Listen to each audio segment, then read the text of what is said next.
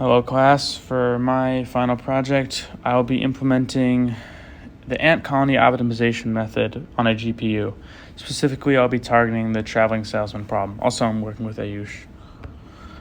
So ant colony optimization is a general combinatorial optimization method, and it works on pretty much any problem that has a discrete and finite domain.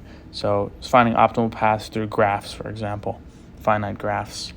And it can solve many problems pretty well. It's a stochastic method, such as the traveling salesman problem, vehicle routing problem, nurse scheduling, job shop scheduling, and a lot of other problems in operations research and computer science. And the premise of the algorithm is actually based on how ants forage for food. Basically, ants, when they travel, leave a path of pheromones behind, which other ants in the colony can sense. And so ants will randomly move around in the beginning iterations. But the ants that manage to find shortest paths, well, their pheromones are more likely to be picked up by other ants, which means that those ants are going to follow those pheromones, which is going to release even more pheromones on the shortest paths.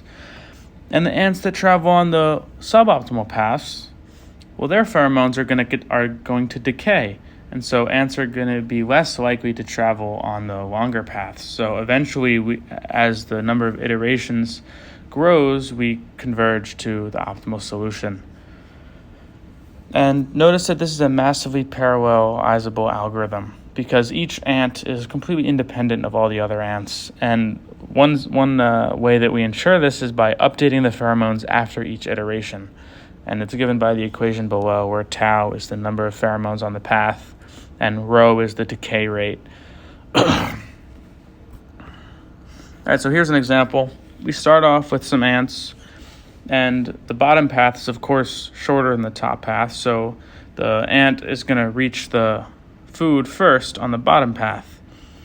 And so, of course, its pheromones are going to be seen first by the rest of the ants at the nest, while the ant on the top is still struggling.